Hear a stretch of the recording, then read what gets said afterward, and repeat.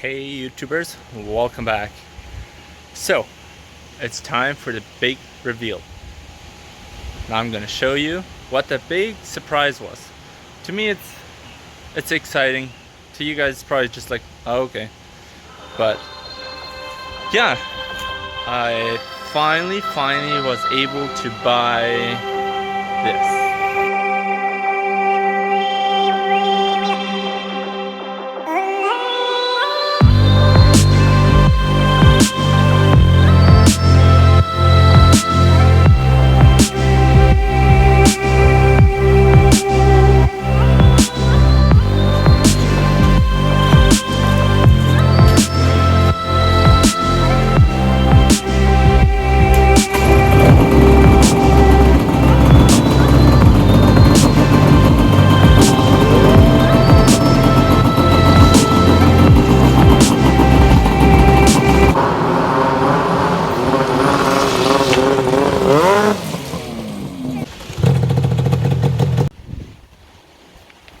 There it is. It's a 2012 RMK Polaris 800 Assault with the 55 track on it. You betcha. So this is where we're going to do a little bit filming for the next few weeks. It's a very windy day. I just wanted to bring it into the shelter and show you guys a bit what we have, and then here in the next few videos hopefully then we'll be working on it. Yeah, talking about what my plan is with this snowmobile.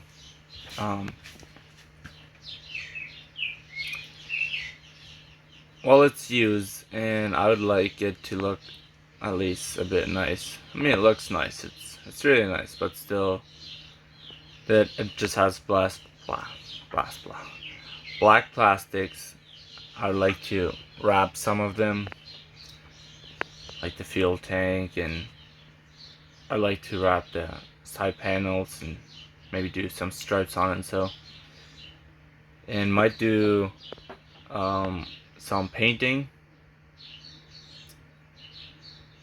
Definitely the control arms, because one side has new control arms and they're black, and that guy, previous owner, somehow he tried to spray paint it and didn't do a good job on it, so have to do that. And yeah, I'm thinking of color, see what color I go for, but I think I'll just stay with white and red. It's kind of what it has already, so that kind of fit it. And I want to do, it's called a fix it kit. I want to install that on the engine. I want to buy the whole kit. It has pistons, rings, and gaskets, head bolts, just more like a whole rebuild kit for the engine. The engine is still really good, but that fix-it kit changes the PSI inside the engine. Apparently it's good for the engine, it lasts longer, and plus, like, the snowmobile has a tuner to make high horsepower and put new gaskets, new rings, and new pistons in it, which is made for performance. It'll be really good for the machine. I don't want to like go on a snowmobile trip and then have the engine blow up because we make it too much power, because that thing, it'll just lift up on the front if I just crank it over. So we need to do a bit work on it.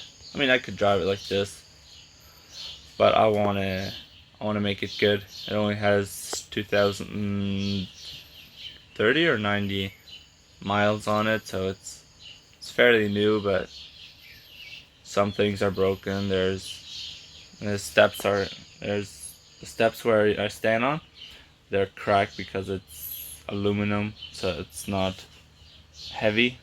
It's a light machine. I could just literally grab it on the front, lift it up, or the back.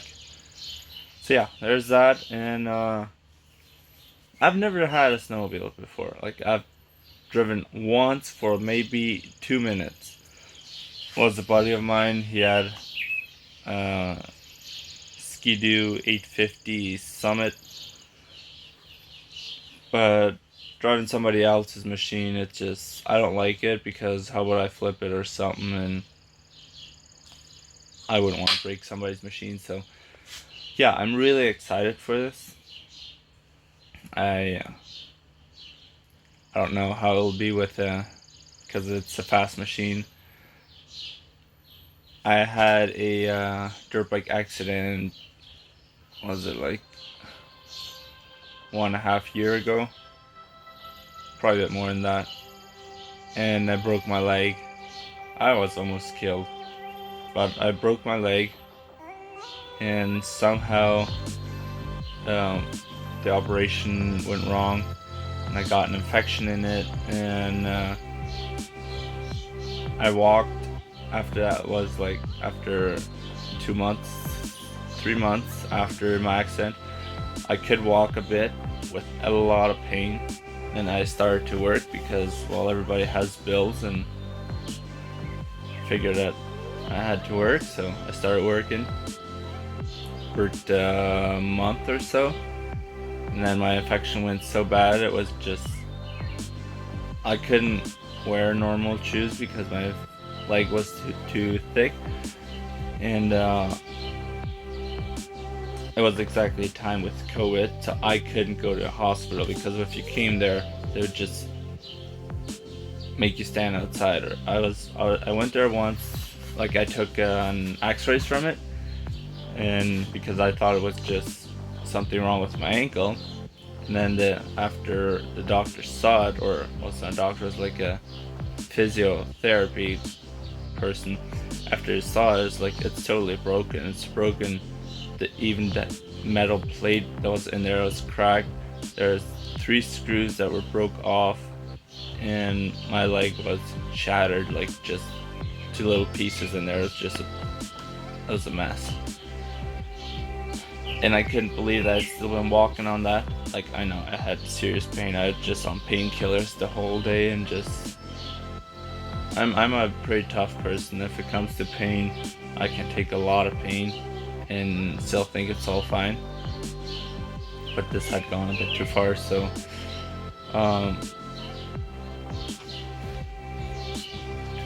then I got in contact with a doctor that did just stuff like that, fixed stuff like that.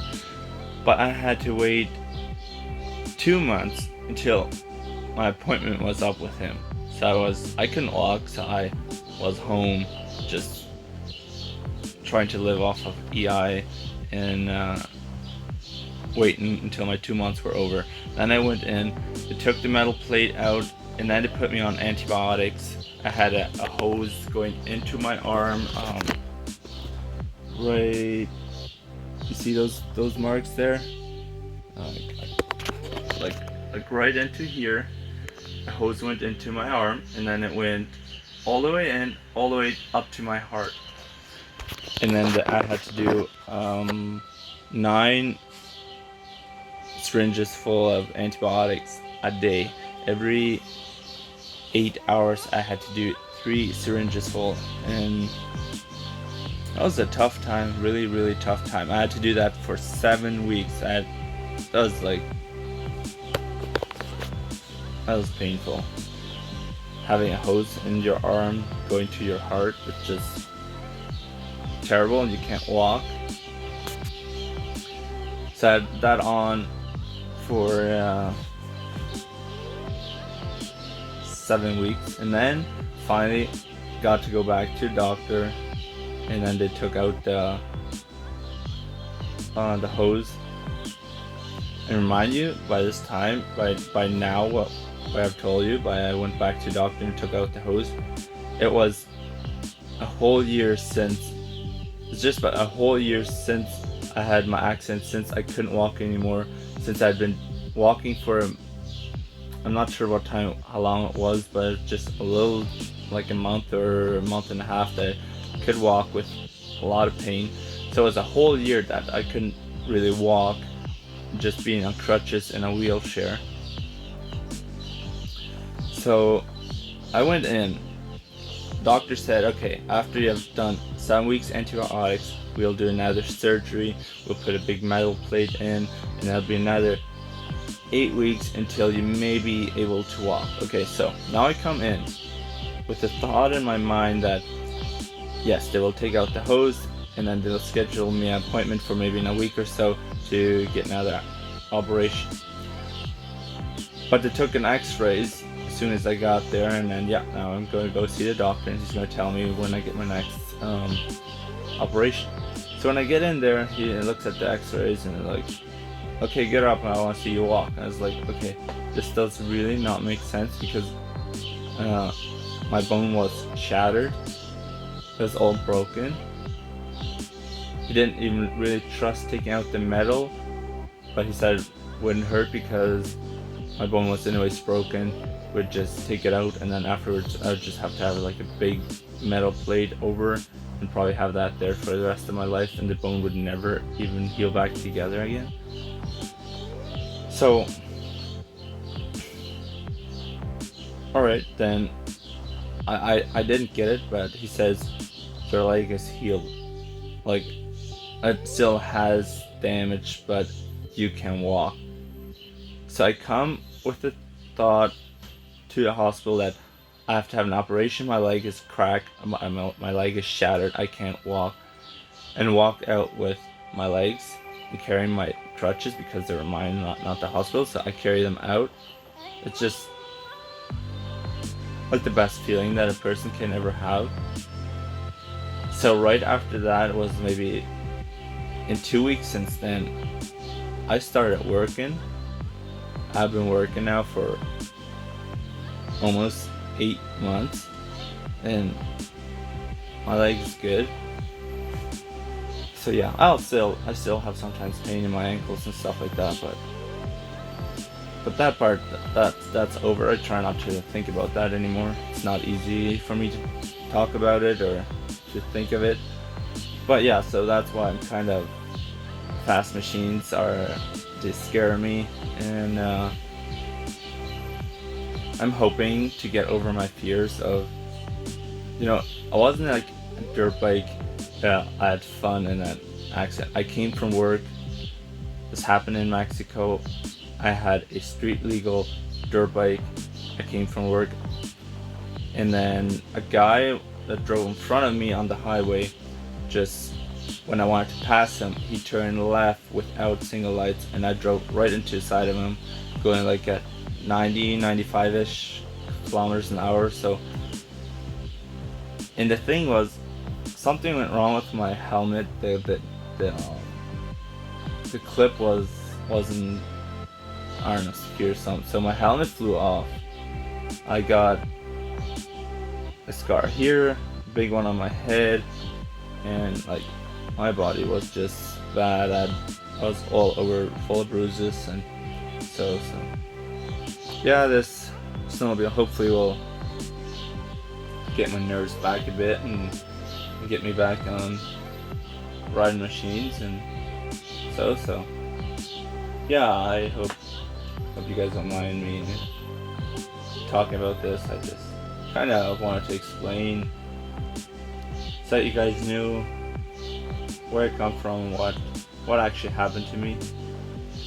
So yeah, I will have to cut this video or end the video here, because I'm guessing it'll be quite long, because I see I've been talking here now for over 13 minutes. So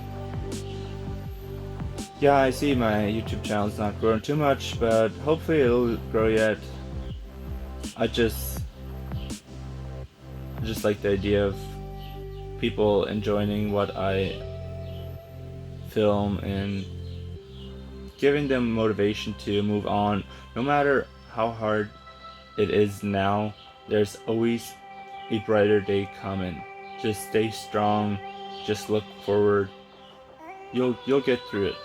I know things are hard. I know this life is not easy, but we can do it. Just look ahead.